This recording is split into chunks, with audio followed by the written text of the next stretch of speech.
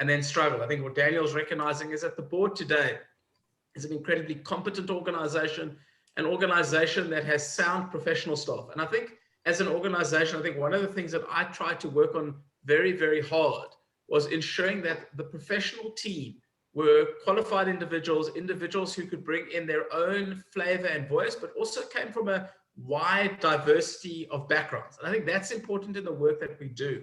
I think often people forget, what is this Jewish community? And there's an assumption that it's maybe aged, maybe right-wing Zionist, maybe Orthodox Frum. And I think the community is a lot more than that. I think what I've learned in my 2.5 years is there are many strings in this mosaic or this tapestry, as I've always referenced it. I think at the board, we need to understand that people identify in their Jewishness or their Jewish identity in very different ways. And so as an organization, how do we speak to those people? How do we relate with those people? And how do we fight their issues? So from a professional point of view, I want to say I think the board is in an incredibly healthy space. And the work that we need to do will continue. We have sound, what I call lay leaders. We have a new leader in Svi Brivik, who also is sits on the national executive, and Rael Kaimovitz, our past chair, is also a vice chair of the National South African Jewish Board of Deputies.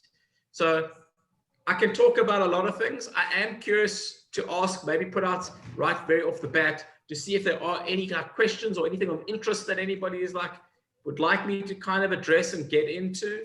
I think that also might just help me kind of guide today's talk. It's very, very open, and I'd like to make it as interactive as possible. So if anybody is curious to ask a question or to kind of get me off, we can move like that, and then I can speak and address key points instead of me waffling, which I can easily do as somebody who was a politician prior to my taking this job. So I don't know if there's anything out there that anybody's curious to know about, politically, communally. I'll leave it there. We've got quite a few people on the call. Hello, Stuart. Can I come in at this point? First of all, you've done the most extraordinary job in your whole way of putting us together as one. And when we moved into that COVID scenario last year, the board was absolutely exemplary in getting us to work together in a crisis. And you did have different areas, and you might want to comment upon those. And I can only comment on the welfare one, which we participated in as Cape Jury seniors. You really got us working, and I want to continue with that slogan of together as one, because together we can make things happen. But that togetherness is something that I do want to raise with you. You mentioned the South African challenging diversity between Johannesburg and Cape Town, and some of the attitudes that have been found, particularly in the survey that was done. Maybe you'd like to comment on how independent Cape Town can be and what it can contribute to the South African board, and if there's any friction between the two bodies. Philip's asking me a question that look, it's a very difficult question to answer, and I know that from various different sources you'll get different answers. And I always think it's a level of open honesty. I mean, we are recording the call. Look, I think there are challenges between the reasons, if I'm going to be honest. I think one of the big problems in communal Jewish life is, Philip, you spoke about its collaboration. And one of the things I always refer to back about COVID is that what COVID forced Jewish communal organizations to do was to do something which is naturally uncomfortable for them. So if anybody's ever visited the Samson Center, I say it's a kind of a very ticky-tacky box build. Everybody's got their own kind of individual divided spaces, and everybody comes into work and sits in those spaces. And then at whatever time their day ends, they get up and they leave the building. And I think the problem with that kind of a structure is that it doesn't help the community in a sense of collective brainstorming, collective engagement, discussions. I think what happens is that communal organizations, they get pulled into their own sense of myopic thought and viewpoint, which is, what do I need to do for my organization? How do I need to carry out my day? How do I speak to my community or constituency? I think what COVID forced communal bodies to do was to actually break out of the silo. So for those that don't know, maybe when there's a question coming up, I will share the video that we produced for the board. So it's actually just over a year ago when the first case broke at Hertzia. I remember it very vividly. I was in a meeting in room 25 in the Samsa Center, and I came out and there was just chaos. All the moms who had kids at Hertzia heard of this breaking story that the kids had been called into a hall, that the school was going to be shut, and kind of no one knew what was going on. I then received a call from Jeff Cohen at United Hertzia Schools. Please would I come up? There's been a test case of COVID in the school. ENCA is at the gate. Would I assist them with their statement? And Rail Converts and I very quickly after that, with the help of the CSO, broke this community up into clusters. So we had various clusters. We had a welfare cluster, a schools cluster, a schools cluster, a Jewish food cluster, an installations cluster. And we formulated to get everybody into their cluster. We created a medical team. We had about 8 or 9 medical professionals on that grouping, from disaster health to GPs to general people in hospitals and various other medical fields. And we formed a steering committee above that. And on that Sunday, all the communal organizations came in with their representatives. We sat, we brainstormed, we created WhatsApp groups, we created communication channels. And for once, I kind of felt, wow, look at this. Like, everybody is pulling in the right direction. And I think, unfortunately, the biggest challenge that I've seen is that the community only raises its collectiveness in the face of adversity. So when life is good in South Africa and we're not under BDS attack, or our scholars on UCT or Stellenbosch are not under attack for their Jewishness, or Jews aren't attacked in the streets, I think all the foibles and all the gripes and all the moans and the inter-community politics pulls us back apart. And it takes an incident like, for example, COVID, takes an incident of anti-Semitism or a shul attack or attack on whatever we feel is our identity, whether it's Israel as well. All of a sudden we rally around each other. And for me, there lies in a grave and scary weakness, is that how do we rally around each other, not in the times which are hard? How do we stay as connected even when the times are good? And I think that, Philip, is one of the biggest challenges we face. So as we've seen COVID kind of return to some level of normality, and there's not total normality, I have to some degree and have seen how communal life has gone back into those silos. And maybe the CTJC, I'm not sure if everybody's aware on this call, but this community is under what we call a structural review. There is an organization led by Rael Miller. It's called Cape Town Jewish Community 2040, CTJC 2040, which is essentially looking at the Jewish communal structure and saying, does this structure hold into a, sorry, that's my email that's beeping behind me. Is that structure holding into a new, call it new world that we're going to? Kaplan Center survey has obviously given us some statistics and facts. This is an aging community. So if one has to look at our age breakdown, we're top heavy. Majority of our community is 50 plus. Then there is a small portion of about 2,500 to 2,500 young Jews between the age of 0 and 18.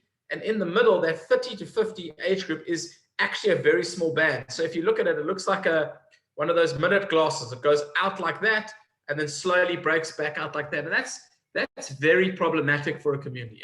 And why is it problematic?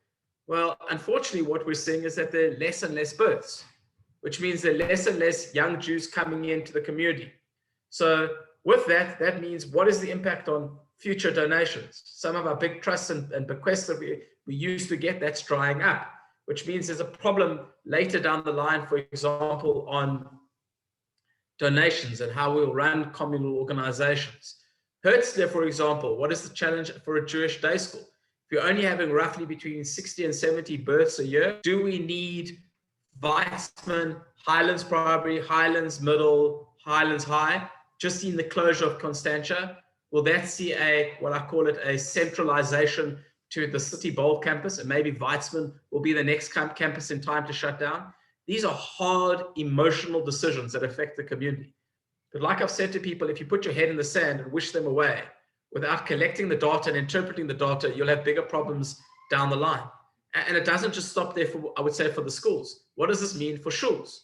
Fewer people are engaging in going to synagogues, which means if you look at, for example, Sea Point, where you have Marais Road, Arthur's Road, Chabad, Orsamach, Morasha, Temple. Help me if I've missed one. I think I've got up to 6. There's Camps Bay, and that would be 7. Does our community really need all those shuls? What's the cost of reporting? What's the cost to run and operate shuls? What's the cost of, money going into the shul operation? These are real things that the community has to consider. I will say this, and Philip and I have chatted long and hard on this, and I can tell you, I think one of the reasons why I personally got an international opportunity, and I've joined Moishe House, and I've started as a contract worker, and I'll tell you a little bit more about them later, is that I think South Africa can be truly proud, and Cape Town can be truly proud of its institutions and its communal structure. I think credit needs to go to the giants of this community that, for example, the Elliot Osrans and the many, many others who sat down and structured our financing the way it's done through the UJC, who structured our wide cradle to grave organizational mix. I think we often either don't understand what's there and available for Jews, or we choose not to want to engage and understand. I think as Jews, we should celebrate our communal structures, which have prepared us as a community from cradle to grave. Where in South Africa would a minority community, if you fell in hard times, be able to get the support of JCS, whether it be from food to shelter to medical? Where anywhere in the world does another minority community have place for our elderly? Where does, or our young elderly like yourselves who are on these calls or engaging in programs? And I can go on through Glendale, Highlands House, Hertzler Schools, the shuls, the border deputies, the SAZF. There are 70 communal organizations under our umbrella at the board, and we're incredibly proud of all of them and the work they do. I think that's a massive credit. So to touch on Philip's earlier point, and I'm not going to avoid it, are the communities of Johannesburg and Cape Town different? I'll have to say honestly, yes, I do believe they're different. I think, and I've said this a long time, I think that the two communities are different. I think Johannesburg is, on the whole, more Orthodox, more Zionist, right-aligned, where I think, to be honest with you, I think we have a more traditional community in Cape Town. We have a smaller Orthodox. And again, this is a very big debate between the definition of traditional and Orthodox. So when I say firmly, or when I refer to Orthodox, I will say, call it Shomrei Shabbos Orthodox. We have a very small grouping in the city. And they keep our shuls going actively. I think the majority of Jews in Cape Town are traditional. They go on high holidays. They maybe celebrate one night of Pesach. That's, how do we get those Jews back into the fold? I think the other challenge in Cape Town, and for whatever it is we are seeing more and more young Jews send their children to non-Jewish day schools, which is I think is a massive future problem for the community. Because when we talk about communal disconnect, Hertzler, for me, I believe, has largely kept a lot of young Jews and their families connected, not only to the faith, but to the practice of Judaism. When you see more and more of our kids now going to Redden, Bishops, Rondebosch, Grove, etc., and the closure of the Constantia campus has, in some sense, pushed this, I worry that there'll be a further disconnect. So Daniel uses the word connection. He refers to it in his first column. I think we have to work incredibly hard to make sure that those Jews and those Jewish families still feel connected to the entire community. I think politically, our thinking in Cape Town is slightly different. And I think the reality that we are facing today is that younger Jews are coming through the system and their lens on the world is very, very, very different. They might have a passion and a love for Israel, but they might be more critical than their grandparents or great-grandparents. Might not blindly accept everything. So we have a deep and passionate love for South Africa, critical of the government of the day. And I think more and more our youngsters are questioning what's taking place. And unfortunately, technology allows them to access articles, read information, engage in the topics. I think those are things that from a Zionism point of view, an Israel education point of view, there's a lot of hard work for the schools as well as the community. How do we shape this? And we are seeing the birth of other organizations. For example, we have the SAZF. We're also now seeing JDI, the Jewish Democratic Initiative, has come to light in Cape Town, who offer a slightly different lens. I think in terms of social justice issues, I think our children are far more aware of that. So things like systemic racism within the Jewish community, Black Lives Matter, queer rights and queer issues, poverty, hunger, the South African context, I think our children are far more aware of that and are questioning that. And I think if a Jewish community chooses to live in its own Atlantic seaboard bubble, or call it smaller community bubble, and not want to engage with those topics, I do fear that we will start to become disconnected with South Africa. And I think the challenge that lies in that is that as a group of people, the rest of South Africa still sees us, unfortunately, as a white religion and a privileged religion. And those, I'm sorry to say, are sometimes very hard to hear and to discuss. And when I talk about our structures, a lot of people go, but look what they've got. They've got food things and they've got this and they take care of themselves. That's a bonus. But from an outside political thing, it's often very difficult for people to comprehend. And it's the same thing when we've heard the conversation around vaccinations. Surely you could buy vaccinations from Israel and surely you could vaccinate your community. I think that would be great. And I think we have the ability to do that. But at the same time, there's a massive political risk to doing that. And the political risk to doing that is, how do you vaccinate 50,000 Jews in South Africa when 63 million South Africans can't get their hands on a vaccination? And I think it's difficult to explain that to people because people go, but I don't get it. You can help us. I think there's also, we need to be acutely aware of the political challenges that face us as a community. So I would say that currently, if you looked at the Kaplan Center survey and you looked at the South African, the national survey, yes, Philip, you're right. There is a difference of kind of, I would say, communal cultures. And I think that even at a board level, sometimes often reflects differently how we handle issues around our table. And I think we have to be reflective of our community. We have to understand our community. I don't think it's any good to kind of treat the Cape Town community with a national lens, and then you're disconnected. And I think I've said this to Sphere and I've said this to others. I think the challenge with the board, and one of the reasons why, when Diana's asked me to do these talks, or people have asked me to come and engage with them, I've been very, call it, open to it, is because they are learning environments. I get to understand what are the issues that you face on a day-to-day basis and how to speak for you. And I think it is my lesson that I've learned from government, and maybe, Philip, you've heard me say it before, nothing for you without you. I can't address your issues if I don't understand your issues. And often I think what we do as communal organizations is we think what you need rather than engaging you what you need. And I think there has to be a shift in that opinion. So yeah, I think the communities are different. I think it has a change of approach. And I can tell you, it's a topic between National and the Cape is, how do we get the professional teams to talk more? How do we get the boards to engage more? How do we treat different issues? And so even, for example, this UCT one with Professor Lashaba, which I'm sure might come up as a question a little bit later, there is a different approach. And the board's approach is always restorative justice, but sometimes our getting to the restorative justice is handled slightly differently. So I don't know if there's anybody else that's got a question. I'm happy to take some more.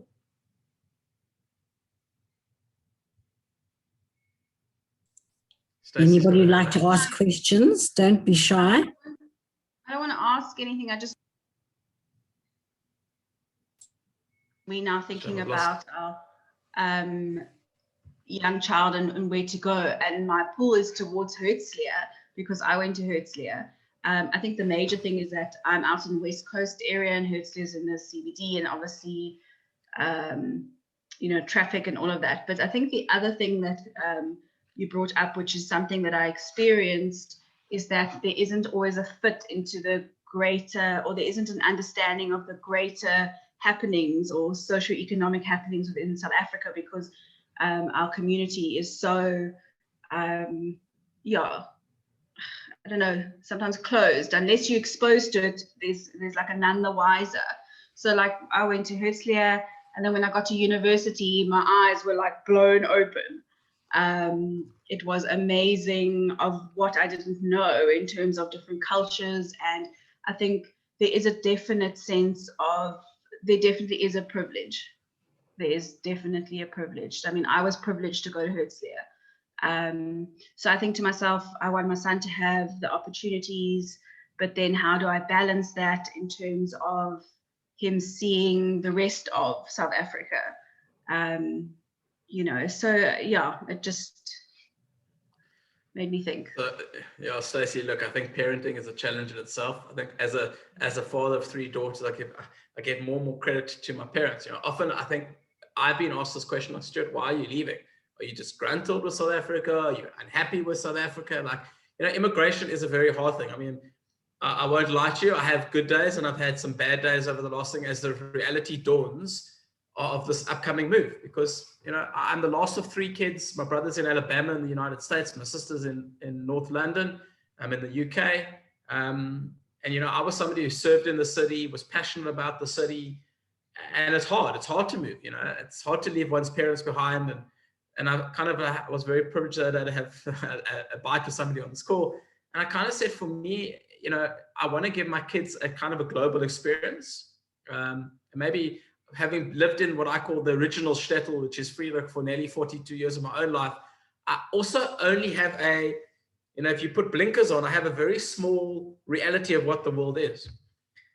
And I told this person, I think I was privileged when I joined the board to become a fellow member of the Schusterman Fellowship, the Lynn and Charles Schusterman Fellowship.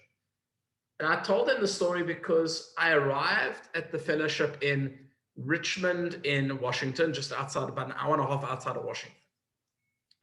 And as I watched the fellows walk in, my illusion of Jewishness it was shattered. It was like watching a piece of glass being dropped. Everything that I thought to be true of my reality was changing very rapidly in my eyes. I saw Jews of color. I saw transgender Jews. I saw female rabbis. I saw Orthodox Jews. I saw a wide variety of Jews with their own Jewish identity in the small group of 30 people on a fellowship. And it made me realize as a father that often when my kids go to Herzliya, what they're actually doing is they're looking at themselves in a mirror. They're seeing white kids, very similar economic background, who understand what their reality is. And I think when you think about that, 48% of our community live in the Atlantic seaboard. That's their reality. Their reality isn't 12 to 15 kilometers, down the road to Langa, or 40 kilometers further down the road to Khayelitsha, or Ocean View, Macassar. I mean, I can talk about these communities because I worked in these communities when I was politically involved.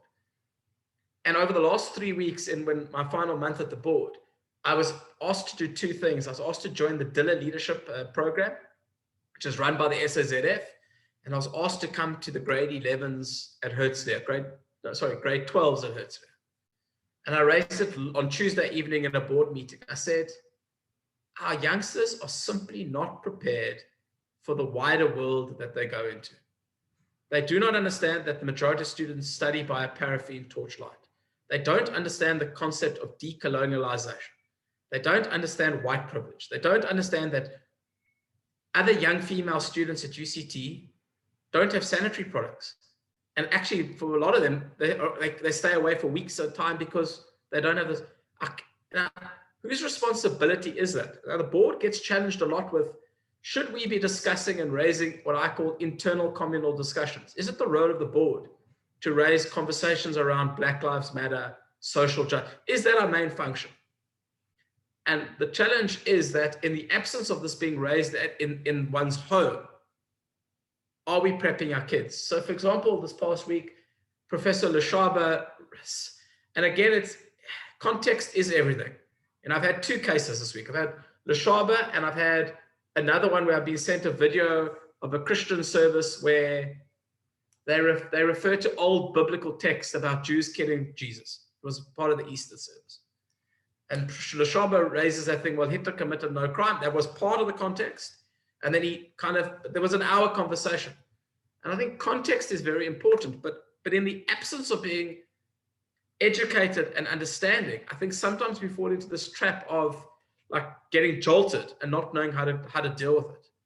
And, you know, a lot of the kids who are on that political WhatsApp group are seeing conversation around decolonialization of education, white versus black racial, and they're not quite sure how to engage with it. And I think that is a problem that we have to identify and have to address.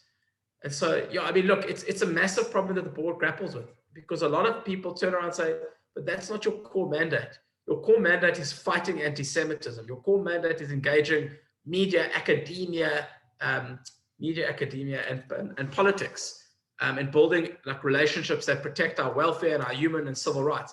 Why are you getting involved in these things? but I do think they need to get discussed. I think, yeah, look, when I was the director, I raised these and I had to deal with them very, very gently, because it's a very difficult thing, Stacey. I turn around and say, but this community has a level of white privilege, and I say, like, I think there's double white privilege. There's white privilege as being white as a minority in South Africa, and then there's a privilege of being white and Jewish, even in a white South Africa. Because I can tell you now, if you are white and poor in this country, your only hope is a SASSA grant, where if you're white and poor in the Jewish community, you've got JCS and the various institutions. So I know these are hard things to hear, but what I'm trying to say is, how do we grapple with them and have their conversations? I also think we ran 2 campaigns. One was Words Matter, and one was No Place for Hate. And I think we do as a community need to watch what we say and how we say it. When it comes to race and systemic racism, unfortunately, I'll use, for example, I got a phone call the other day about somebody moaning about their neighbor being anti-Semitic. But in the same breath, she used various words starting with an S that weren't politically very polite. Now I had to say to the person, just listen to what you're saying. You're calling out the anti-Semitism, but you don't hear your own racism. The person said, what do you mean? I said, listen how you are referring to that person. I'm not saying were they right or wrong with what they're saying. I said, I'm focusing on, and so it starts around our own Shabbat tables. Because I can tell you now, your children and your children's children and your children's children's children listen to every word you say. And so when you race classify somebody, they're hearing that. And even if they're not around the table, often think about the domestic who stands in your kitchen, who actually is listening to your conversation. So I'm saying there's a lot of work as a community that we've got to do. I think we're not perfect. Like most communities, you're not perfect. But I think the best way to do it is to engage the substance and to, even through your uncomfortableness, deal with it. One of the things I've had to learn, and I say it from my Schusterman experience, Stacey, is that there's a thing called fragility. I think we're all fragile. We all worry about our own identity. When people talk about things that impact us, we react, we bite. I'm not that person. I've had to learn, as I say, my desk got collected today with my wheelie chair, but I always use it as a perfect example. When you've got a wheelie chair, what you can do is, when somebody says something to you, or you get an email, you could push yourself back and go, I'm not going to react. I'm going to reflect. I'm going to think about this. I'm going to give myself the time to process this information. And when I'm ready, I'm going to engage the substance. I think as human beings, our first reaction is to launch forward and write an email in anger, and I think my lesson is, how can we reflect and then come back and engage later? And I think we have to. And so the ADL, who was a partner of the Anti-Defamation League in America, I'll go back to Stacey, what I'd like to see is they run a book project, something quite like Phyllis, the PJ Library project, where they give books to young children about social justice issues. And what those books then do is they becomes a discussion, not just with the child, with the parent, because often the parent has to read the book. And then the child says, but mom, please explain this about queer rights or Black Lives Matter. I can tell you, in my home, I'm proud as a parent that I made the decision with Lindy that we won't shelter our kids. So when my children listen to music, they can pick up when there's, they understand how to be an ally, not just to the Jewish community, but to a larger range of social justice issues. And for me as a parent, I think they will bring their kids up in a better world and leave a much better footprint on the world, where maybe even for myself, it took me late into my teens, into my 20s at varsity to grapple with these discussions. And I think we owe it not only to ourselves, but we owe it to people, unfortunately, still within our community, who are scared to own their own identity, whatever that identity is. And I think we owe it to engage. So I'll leave it there. If there's anybody else with anything else? Thanks, Stuart. Anybody want to comment or ask Stuart any more questions?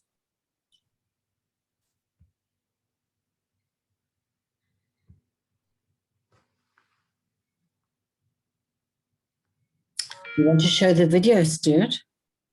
Yeah, let me go and find it. Sorry, I was.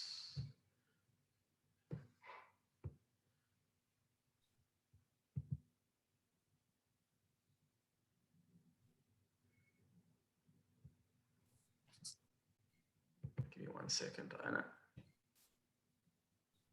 Oh, I need to give you, Share, yeah, that you sharing. can show, sorry.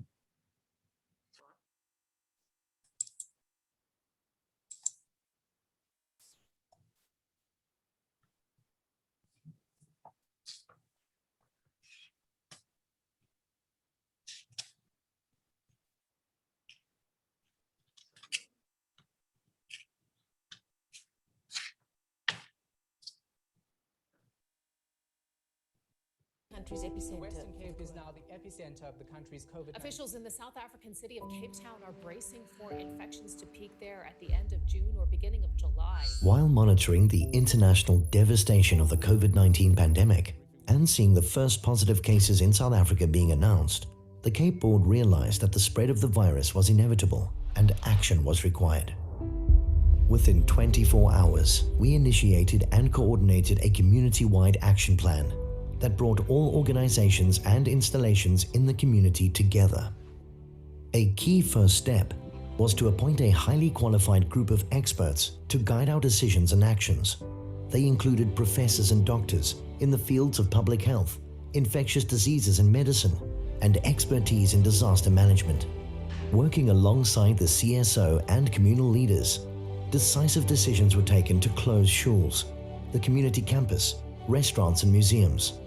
Welfare organizations were locked down with stringent procedures and plans put in place to purchase PPE. Coordination and communication were facilitated by work streams and a community steering committee.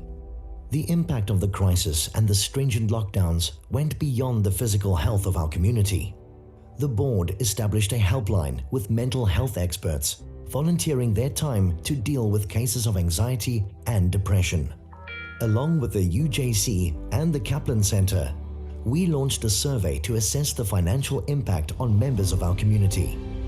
There has never been a time like this before in the world, or indeed this community. The strength and unity of the community's response was equally unprecedented. The welfare organizations, as just one example, in our community, have all performed miracles under very stressful circumstances. COVID-19 has had a devastating effect on our community, and precious lives have been lost. What will our community look like after the pandemic? Nobody knows exactly. What this crisis has shown us is that we have the will, the passion, the expertise, and the leadership to come together and take on any challenge. The Cape SA Jewish Board of Deputies salutes the frontline staff, professional and lay leadership, and the entire community for their response. We are indebted to you all.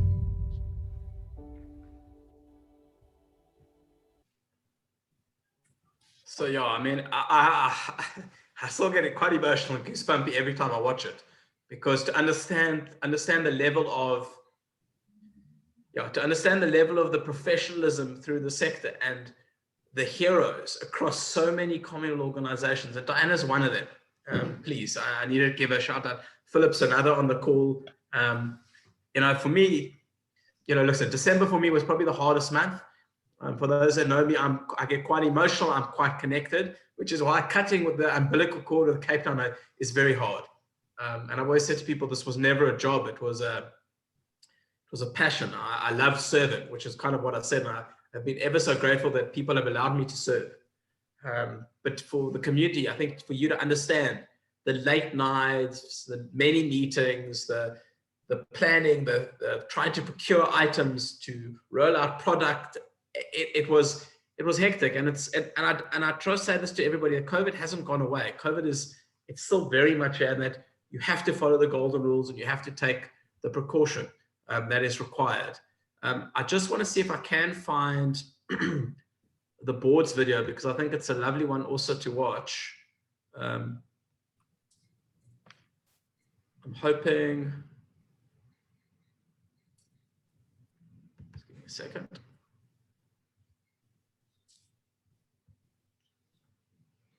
Okay, just get this going. Give me 1 second. Go back onto Zoom.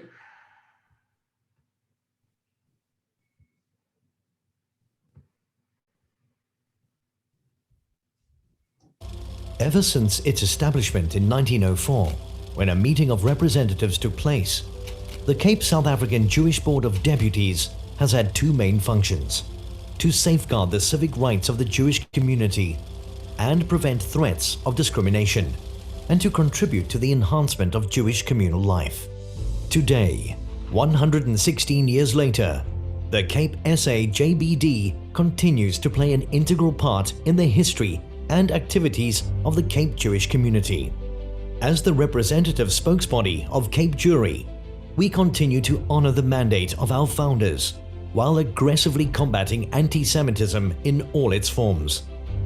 At the same time, we work dedicatedly through our interfaith and intergroup portfolio to build bridges of friendship between Jews and all other people who live in the Western Cape, united in our diversity. The Cape SA JBD ensures that the collective voice of Cape Jewry is heard on all issues that concern it. To this end, we maintain effective channels of communication and foster close working relationships with leading political figures at both the provincial and metro levels, as well as in the academic, media, interfaith, and civil society arenas. Where required, we play an intervening role whenever members of our community feel their religious commitments have been infringed.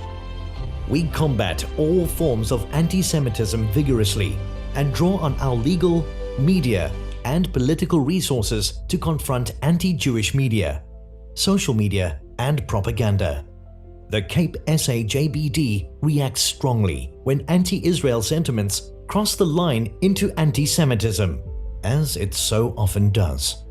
We are deeply committed to calling out those who propagate hate speech against the Jewish community and wider society through our No Place for Hate campaign. In our city and province, the Cape SA JBD plays a leading role in fighting back against the repugnant BDS campaign. On our student campuses, through our Know Your Rights on Campus brochure, we continue to educate and train our young campus Jews on how to combat anti-Semitism in learning environments. In a global village where Jewry remains deeply connected, we continue to foster close working ties with international organizations where we share skills and information on such common issues like anti-Semitism, anti-Zionism, and interreligious dialogue.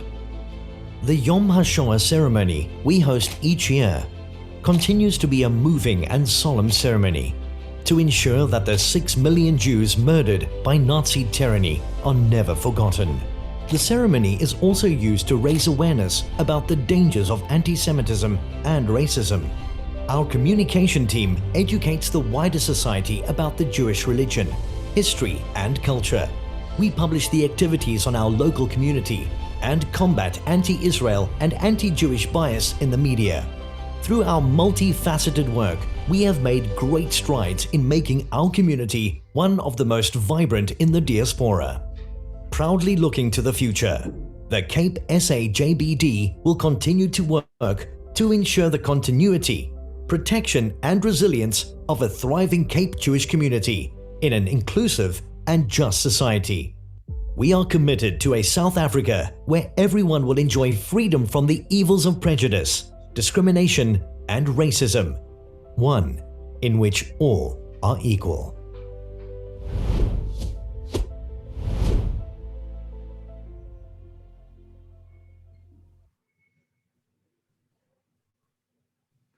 Okay, so Melanie, how did I see your question? Is there a future for young Jewish people here? Should they plan to leave? I mean, it's a very hard question, and a hard one for me to answer personally, because I also don't want to be the hypocrite in the room. Look, I think I actually had written down here campus life. I think campus life is, I would say, one of the biggest challenges I think we're going to face as a community is campus life. You know, Helen Ziller's just recently written a book around this culture of wokeness and cancel culture. I think our campuses are becoming really hotbeds of political debate. And I worry about, and I spoke in addressing Stacey's earlier question, I said, I worry about how do we prepare our youngsters for that. There's no two ways about it that young Jews are split on this. Those that are seeking, call it different kinds of opportunities, or are finding the challenges around campus life a little bit difficult, are looking at alternatives. There is definitely an upswing in young Jews leaving to go and study at Israeli academic institutions. That is clearly happening. And we've seen that in the data that comes out of our relationship with the SAZF. Look, I've always said that South Africa is kind of like a ship in the sea. That sometimes it tilts left in the storm and sometimes it tilts right in the storm. But historically, it always found that kind of centrist middle approach. I would be lying to you to say that I think the future in South Africa is going to be an easy one. I think South Africa is going to still have to grapple with a lot of its history. And I think, I was watching a documentary, for those that know me, I love sport. I was watching a documentary on the 1996 African Nations Cup success. The one player turned around and said the success of Clive Barker was he recognized that the country was made up of many elements. Clive Barker's called a 96 team had players that would identify as black, as colored, and as white. And Clive played off this whole Rainbow Nation thing to kind of bring everybody in so that everybody felt a part of the puzzle. And I think we all remember the 1995 World Cup. We all remember that first election in 1994. And we remember that first term, Mandela's first term. And it really was a special time in South Africa. And I've always said that, unfortunately, what I sometimes often think is that for a large extent, what Mandela tried to do was try to draw a line in the stand and basically said, step over that line in the stand and let's get going. Let's rebuild a South Africa. But unfortunately, what we didn't do is that the rainbow was was wallpaper over the crack. And I think the crack over time, as for the majority of South Africans, their lives have seemingly not improved. That rainbow wallpaper has really started to fray and to become cracked. And the wounds that were maybe covered up by this lovely feeling of winning trophies in South Africa together. It always seems to happen when we win something, like the last Rugby World Cup in 2019. I think what unfortunately happens is those things are now bubbling out. We also have political organizations on both the left and the right that are playing to the current climate in this country. And I think South Africa will be hard. It will be hard financially. It will be hard because questions around race and redress and reparation are real questions for the majority of South Africans. And so I think if you're expecting the petrol price not to climb, or expecting the basket of food price not to climb, I think it's inevitable. It is going to climb. Our debt ratio in this country is scary. I mean, it's something that I keep an eye on, which means if you're thinking about it politically, Linz, can I ask you a favor? Can you just switch the kettle off? Thanks. Home share. If you think about that as a thing, what does that debt ratio mean? Well, that debt ratio means that there's less and less money to go to city councils. Now, one of the things that is coming up this year, and I wrote down politics, is you are having a municipal election. Every resident in the city feels that they are being squeezed for more and more rates, water levies, electricity levies, prepaid meter levy. I mean, but essentially what's happening in the city is that the financial pot is shrinking, which means to balance the books, if they're not getting the funds from national government because the debt ratio is too high, they're coming to you. And unfortunately, what that's going to mean is that your bouquet of services, maybe your bins won't be collected every week, maybe it'll be every 2 weeks, maybe potholes in the street won't be done as quickly as you want, lights. So I'm saying to you, Mel, that's the real reality.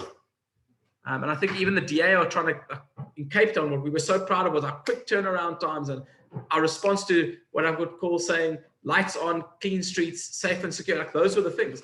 I think South Africa is going to face a challenge because I think the financial pot is shrinking. And we can all look at corruption and we can say that that's one of the causes. And yes, it is. And I think there should be prosecution for politicians that dip their hand into the pot. And I think it's long overdue. And it saddens me that even under Ramaphosa's New Dawn, that we're still yet to see a senior politician prosecuted and actually put away. Because to me, there's enough corruption. And I've always said this corruption, it doesn't matter whether the corruption is 1 rand or 10 billion rand. Corruption is corruption. Theft is theft, especially when it comes to things. So my question to you is, for a lot of young Jews that have the ability to still get into academic institutions, that, you know, can still get good jobs and access to opportunities, I think they'll choose to stay. I think the lifestyle in Cape Town is still one that is very, very compelling for a lot of people. And so they will stay. Unfortunately, the data is showing that there is an upturn in immigration again. And I think it does come down to a personal choice. But I do think if you are going to choose to live in South Africa, that you need to know that there are things that come with that. And there are conversations that will come with that. And there are expectations that will come with that. And I think that's the hard thing. I don't think anywhere in the world is perfect. I don't think anywhere is utopia. I think everywhere has their issues. But I think different people weigh it up. Unfortunately, you know, when you ask me what would be my concerns as a young Jewish South African, gender-based violence is top of my list, as I have 3 daughters and a wife. Academic institutions such as our tertiary campuses like UCT and Stellenbosch, where are they going? And safety and security would probably be my 3rd one. Those would be my top 3. Now, those would be things that people would weigh up. But what I will say is that I think South Africa still offers a very nice quality of life if you can afford it. But on the whole, for the majority of South Africans, I think it is going to be harder. And I think we'll definitely see an upswing in the Cape BOD's Bursary Foundation, more pressure put on communal life, especially, sorry to say this, Philip and Diana, I think more pressure put on the welfare sector. And I think part of what we're going to have to do as a community is sadly cut out the fat. Now, what isn't needed needs to go. And that's hard, because that means that certain lay leaders are going to maybe lose their positions, certain institutional communal organizations that have been around for many, many years. I'm a proponent of a federation style. I think if you look at what the board and the SAZF does as 2 separate organizations, many institutions across the world are doing that as one. And I think maybe in time that would have to be something to look at. So in terms of your question about Jewish, young Jews, the future for Jews, I think there's always opportunity in this country. I still think that if you are smart enough and that you work hard enough, that opportunities present itself. And I haven't, to be honest with you, seen data that young Jews are not climbing the corporate ladder or doing well in business. I see the opposite.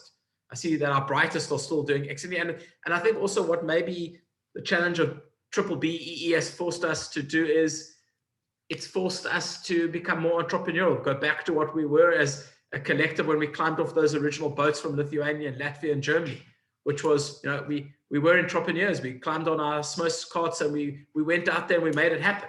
And I think young Jews are being innovative and they're coming up with the most amazing ideas, and we're seeing it all the time. So yeah, I think there's still opportunity, but I do think life will be harder. Maybe there isn't anything left, but I'll talk on some other things that I've written down. I hope everybody got to see our series of vignettes and videos that we did for Yom HaShoah. I'd like to obviously thank those that participated in it. If you haven't, Diana can share my email and I'll send you all the clips and links to that. I think it was incredible. Our youth from both Cape Town, Torah High and Herzliya and Zola Schumann spoke. And then the music video was, I think, very well put together as well. So credit to the artists and the participants. And I'm hoping that next year we'll be back at Pinelands number 2 for an in-person ceremony. You know, nothing can prepare you for an in-person Yom HaShoah. That feeling of community, 1,000 Jews all sitting at Pinelands number 2 listening to it. It is very, very special, and wouldn't say it's a highlight, but it's a special day, a day that the community, for many, it's an important day, because for many in this community, it's a yahrzeit day for them with their family. And I think we must remember that 80 years ago, the Nazis and 2 communities, Lithuanian and Latvians, literally the worst of the worst started, and those 2 communities were decimated, and not much was left. And for us as Cape Towners, our roots are tied into those 2 communities. Anti-Semitism, love to say to you that 3,500 years of it, people would have had enough, and then it's going to go away. Sadly, it isn't. I think my message to you, and maybe to pass on to your children, is, well, when I came into the board, we didn't have a reporting tool. one of the things that we've now tried to work really, really hard on is to create a tool that you can email, WhatsApp, phone, and report. It's no use remaining silent. It doesn't help anybody. So if you're in a shop and you see graffiti that's anti-Semitic, or somebody says something, or your child on campus says it, I always say this: please take photos, please write down what you've seen. It's important to document it.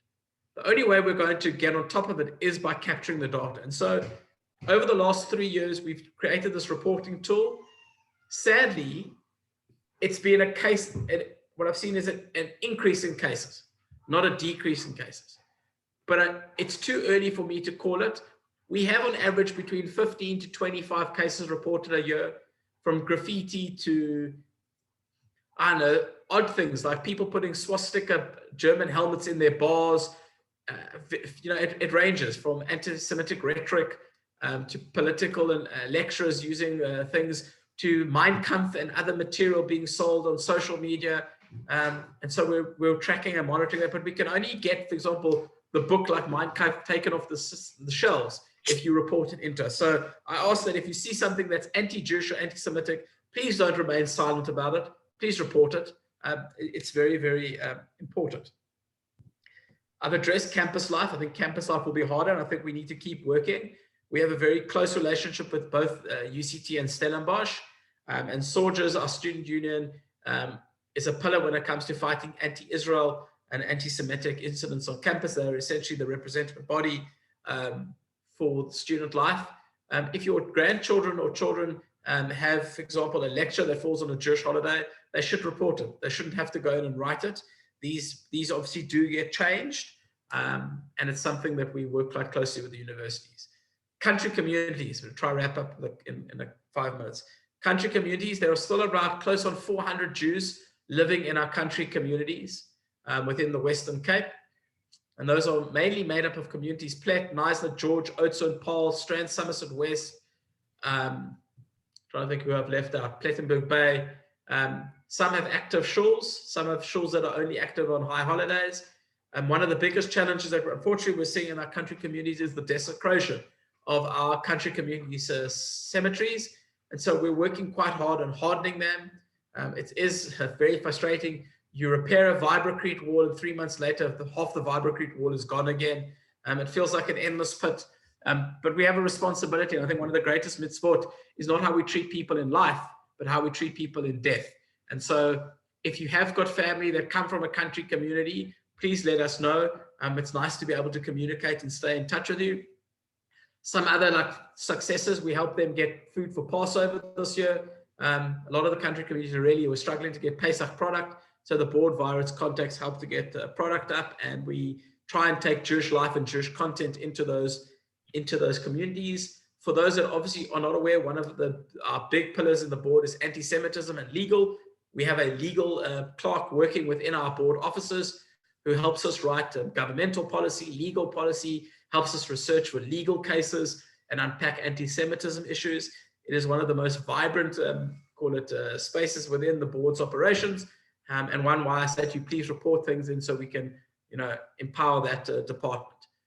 One of the departments which you saw on the video, which gives me a great sense of joy, and she, I know, does speak quite often, is Gwen Robbins. Gwen, for those that don't know you, and I hope you can tell her that I said this, is the doyen of communal information. There's no one quite like Gwen out there that knows as much as Gwen knows. And I always said to Gwen, I said it to her the other day, I'm going to miss those interactions when Gwen walked in my office and told me this, which might seem like a useless fact, but actually was so pertinent and important. Gwen would share the most lovely things. One of the things we focus on quite hard is building relationships with the Greek, Italian, Portuguese, Chinese, and other what we call minority communities. And then what Gwen really comes into her strength is in the interfaith portfolio. And Gwen is now champion with a subcommittee chair in Anne Harris, Robertson Harris. And this committee is doing amazing things. The interfaith space is a very special space. I'll tell you the story. I got to blow a shofar in a mosque pre-COVID. And I said to them, for me, it was incredibly special because my grandparents lived in District 6 and had shops in District 6. And I did kind of feel like I, as generationally, was like returning back home to their roots. And I think the interfaith space is such a warm, receptive space. Listen, we all understand that we pray from different texts, and sometimes those texts are complicated. In terms of the Islamic area, it's even more complicated because we also realize that, you know, Israel is the elephant in the room, and we try and navigate around that space, but that shouldn't stop us from building friendships and relationships with other organizations and other faith-based communities. I don't believe as Jews we need to coexist. I think faith communities can exist and be proud of their faiths and represent their faith and speak about their faiths. This is the whole idea and concept of coexistence, as if we need to tiptoe around each other for me. And it's not what we talk about in the interfaith and intercommunity space. We talk about how can we exist, how can we build close ties and friendship and bonds. And I think credit to Gwyn and now Anne for taking on that challenge. And I would encourage you to come on the District 6 walk when it reopens, come to the Heritage Day where we visit various religious institutions and you get to learn about other faiths and cultures. And I also want to talk just a little bit on that to say that one of the things we do in this space is raise our voice. We've raised our voice when the call to prayer was affected at a mosque in District 6.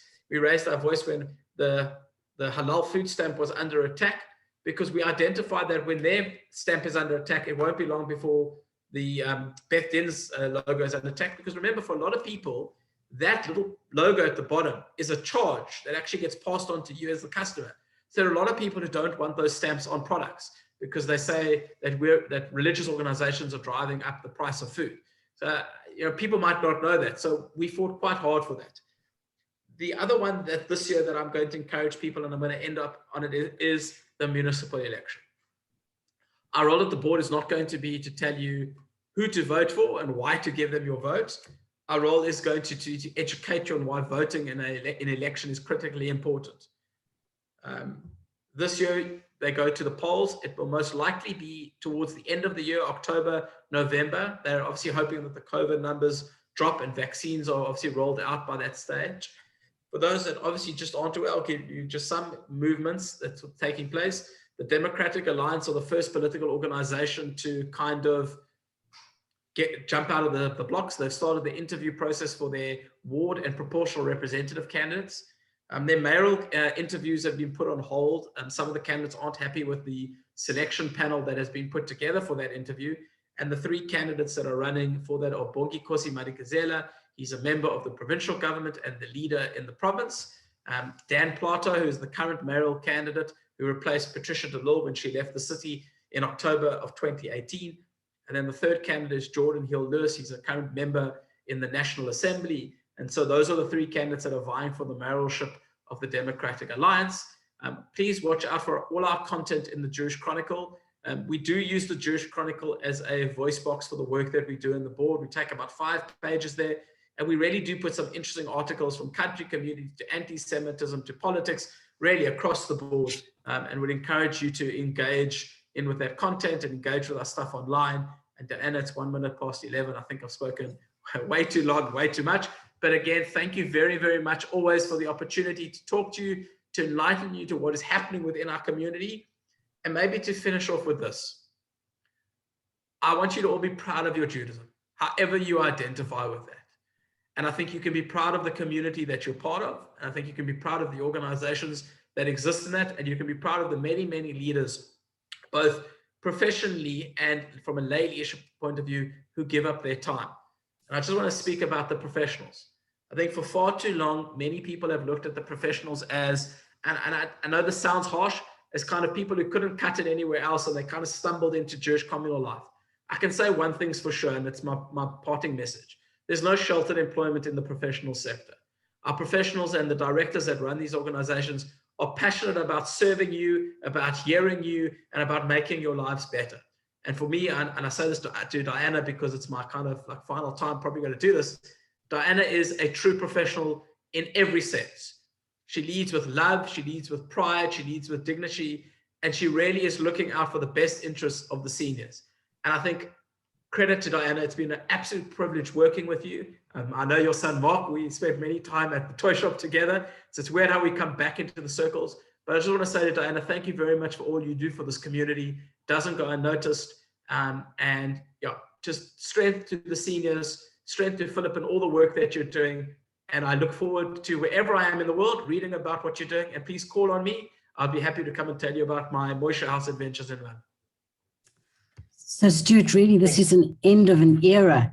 I've worked closely with you when you were in the council, and you were always there when I asked you questions or needed assistance. And the same going, especially in the last year while we've been under lockdown, and the concerns of how best to treat our seniors and to do the best for them. So all we can say is thank you for always being there for us, to both you and Lindy, because I've dealt with her regularly on a monthly basis with the Chronicle and our newsletter in the Chronicle. And we just wish you and your family every success in your new ventures. And it really is our loss and their gain. But just go well and know that we all only wish you the best. And can I add to that, Stuart? Stuart is actually leaving South Africa because he got the best, and he hit a high note last year when he got the Elliot Osborne Award for professional leadership. And after that, there was nothing more for him to do in South Africa. And that's why he's obviously going to look for more challenges abroad. Stuart, we will miss you enormously. And that goes for Lindy as well. It's going to be a sad loss to our community, but I hope we'll be keeping in touch and we'll learn from what you are learning and seeing ways of looking at things more globally. So I think what COVID has taught us is that there will be different ways of communicating, just like we are all together today, not physically, but we are together. And as an organization, we've kept together through things like Zoom, through things like food delivery, there's all kinds of ways of making people feel that they belong. So I hope that into the future, we will be able to connect with you and keep in touch with you. So thank you for raising some very important issues. I think it's been very instructive for us to hear some of those things as well, and to take note of that. It's not only what you say, it's how you say it. And a wonderful advice I once got is, you're always told to listen to others, but do you actually listen to yourself? And that's quite a good lesson I think one needs to learn. So thank you for being Stuart Diamond, and thank you for being with us today. Love to Lindy as well. Go well, gay gesundheit hate, and do wonders, and tell them about South Africa when you're abroad. Take care. And thanks, Philip, and thanks to Anna. And I will say, Philip, wasn't the certificate also that you remembered my name? Philip always remembers me as Lindy's other. Yeah, I mean, I suppose, Philip, the last thing I want to say is something you said. I think I want to use the word accountability. I think often when I talk about service, people are confused what I say. And I say this because whether you're a politician or you're working in a communal Jewish space, I think there is an accountability to who you represent. And I think one of the things which I and others, and I've seen this with some of the leaders that I've dealt with quite closely, is that we believe that our constituency and our clients should feel that when they have something to say, that they can feel that they can say it and not be attacked. And, you know, if there was anything that I encourage, and it kind of came out in the anti-Semitism thing, I think that to make us a stronger community, I think all of us need to find our voices, our authentic voices, and be able to say when they're feeling upset or they're feeling not heard or they're feeling that they want something to say. I think it's okay to talk. And I think sometimes people just get so offended, they take it as a personal slight. I think every time you listen to somebody is a learning experience, a case study for improvement, a case study for making it better. So my encouragement to anybody in this community is the lay leaders and the professionals are there to listen, are there to hear what you have to say. Don't feel that you can't talk. And I think we need to flip that narrative. I think we need to get our community talking again, because I think without them talking, we can't lead, we can't create programming, and we can't build a community for them. And I think maybe over the time, I think there's been a disconnect where people have kind of gone, those 5 or 10 people do everything and they lead the community. What can I say to make it better? And I think we need to change that narrative. I think people need to find their voice again and actually play that original role, which made our community as strong as it did. But thank you, everybody. Thank you. So everybody, that's the end of this morning, and what a wonderful way to spend a Thursday morning. And now, because Yom HaAtzmaut at 2:00 this afternoon, we have a concert with Ivor and his friends again, a special concert that he's putting on that's extra. So please join us at 2 this afternoon. Amanda's put the link. If you don't have it, we have sent it out to everybody.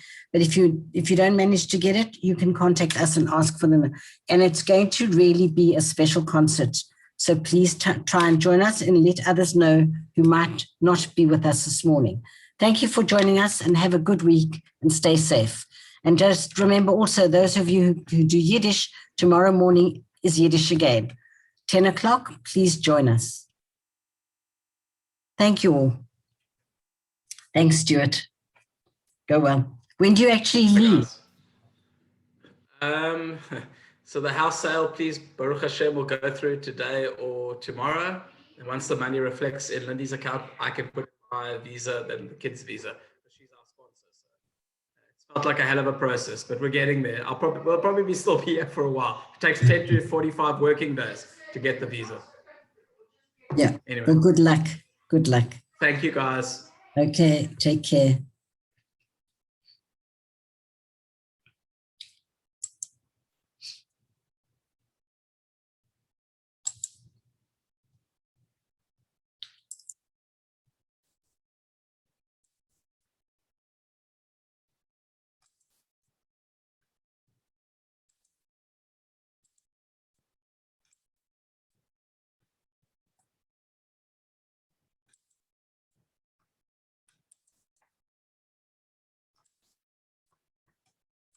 It was really good.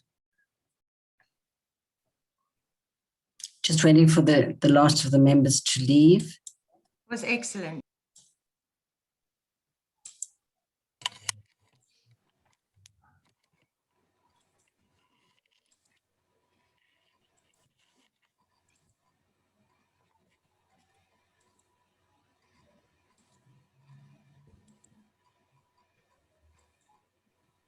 Okay. That's it. Okay. Just to explain that I had asked if I would stay on for a few minutes. Good to see everybody. Yeah, I just asked Philip to stay on because one of the things that Stuart said, and I've personally found it this week, and I think Monique's also finding it now, the fact that we are having to think out of the box more often, and our dealings with our clients and with the community is changing. And Philip, it's something that we'll have to really discuss at our executive meeting, because things that we're doing now, we've just never done before with clients. And we don't know how long lockdown's going to continue for. And I'll just tell you an example now. This morning, I've just been phoned from the shul to say, Marion Blomson, who's a member of seniors, but she was a social worker, and she died, and she has nobody in Cape Town. And they've actually said, please, can we have people going to the cemetery, because they don't think there's going to be a minyan. So normally I wouldn't be going to her funeral, but because for Temple we can be counted as women, I'm going to go, and we're finding that we're having to step into roles that we haven't done before. So I just want you to be aware of it and know that and I think it's happening to all of us. No, it's a very different environment that you are living it through. And the processing of that is going to be a tough one. And in fact, I think afterwards you're going to be dealing with a lot of other problems that come through reintegration into a more communal way of life and not being alone. So yeah, we're going to have to address all sorts of things. And certainly as far as COVID goes, and particularly amongst the senior community, I think you are talking right through till the end of the year. It might with some luck be September, October, but I would basically see this year as the year of the Zoom. And by the way, there are other ways of using Zoom into the future as well, which I've spoken to Anna. For instance, if the 1 week the speaker happens to be in Wilmington, doesn't mean to say that we can't have the meeting in everywhere else, and we watch the Zoom for just the time that speaker is speaking. And then afterwards, you've had a general discussion. You're still there for tea to still discuss the thing afterwards, still have the social interaction at the various branches. But it would certainly help with programming, not to have the same person go to 3 different places or to have to find different people. And I think that sort of thing can happen. But dealing with what the here and the now is a very difficult situation. I mean, Dan, you've spoken to me about another situation, which is exhausting and time consuming. So also how we're going to work more constructively together I mean, we're doing, as far as I'm concerned, the food distribution and all the processing of that should really be something probably handled by Jewish Community Services rather than by us, although we are making the contacts, because we are dealing with people who are with shuls, we're dealing with people who are Jewish, our clients of Jewish Community Service, we're dealing with our own members. Surely we don't need 3 different groups doing it, but maybe, yeah, but maybe as we're doing it now, but we can't handle the money aspect and having, first of all, the responsibility, and secondly, we are getting in a lot of money. How do we reflect that? It's not a sale that we're making. It's just reimbursement. For instance, when people come to our organization and pay their 5 Rand or 10 Rand or 20 Rand, it's not an income, it's just reimbursement. But yet we're going to be showing a lot of money coming into the organization, which might be queried. So I don't know how we're going to handle all those sort of things. And yes, it's going to be a very different new world that we're going to be entering in some months' time, hopefully months rather than years. But Anna, we have to hear what you are saying and how you're going to direct things. And as Stuart also mentioned, Vision 2040, I don't know to what extent everybody knows about that. And rethinking where we're going to be. We certainly cannot afford to, or doesn't make any sense to run the way we're running at the moment. We really will have to. I mean, I really personally, I think Cape Jewish seniors as well as Jewish Community Services should be linked. There shouldn't be a separation. There should just be more of a specialization. So it's like, oh, there's the geriatric team, and because it's actually ridiculous in my opinion, and like the food is split, and then it's like this, but we all work for the same community, the same people. You cannot see people as separate. So I'm working with someone's daughter, but because this one's my client, it's just we all need to work closer. I think, like Stuart was saying, we all so separate and we come together, but yeah, there's really no need to be so separate. Yeah, we can't afford to go back into our silos, basically. It doesn't make sense either. It's not only the economics of it, but we could provide a better service. For instance, I have a problem that we're not working more closely with Johannesburg in terms of they've got what's called the Chev, which is their Jewish Care Cape. Why aren't we working with them in terms of contracts for everybody? Why should our social workers not say medical aid? Surely we could do better on medical aid, on retirement annuity, all that sort of thing. Why aren't we thinking as a South African group as opposed to working any separately here? It doesn't make sense to me. But also, there was 2 separate responses to COVID, even though we're all in South Africa. So, for example, Johannesburg had some sort of helpline, not like a helpline, like for the elderly. You could adopt a granny or something. We had different things. So everyone had things, but it was all different, where we all could have actually just come together and implemented, the better option, as opposed to duplicating services, but just in slightly different packages. Or even after this, finding out which systems work better. Maybe something of theirs worked better than ours. Often when I think it comes to CEO outreach, Diana will probably confirm that whoever she spoke to Johannesburg, we are definitely providing a better service. So they could learn from us. But as you say, they don't have to be a separate grouping. We're part of a welfare structure which needs to be better understood by the community and even within ourselves. So it's also a better time now that we're on Zoom for us to actually start interacting with them if they wanted to. Before when we've talked about meeting face to face, I've only met with this Rabbi Kiefman, but nobody else in the Chev has come forward to meet with us. Right. Now, there are all kinds of ways we can adapt and make things better. Yeah. So I'm sorry that we're working under such a strain. And Amanda, I must say the one thing, that without your communication and reaching out the way you do, our communications have been outstanding. And that makes a huge difference. So take a bow on that as well, please. And by the way, on my screen, you're in the center. So that's the perfect position. It is. Thank you. And you don't want to disseminate information, which is absolutely critical. Okay, does anybody else want to say anything to Philip while he's with us? No, thank you for always being our champion. Definitely. But thank you to everybody. Nothing would happen without Anna and her amazing team. So thanks No to all of island you. Go out and say cheerio and leave you to Yeah, do whatever you just to say that Hajira's just had a week's leave,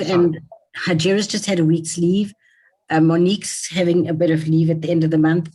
Rebecca's having a few days, and Stacey's still got to tell us when she's. Just write it down that I need to plan. Yes. So everybody is taking the leave that is owed to them, because it has to be done before June, and then we'll start. Yeah, it's very and also you also need a break. You really do need a break. Yeah, you can't work 24 hours, 7. Yeah.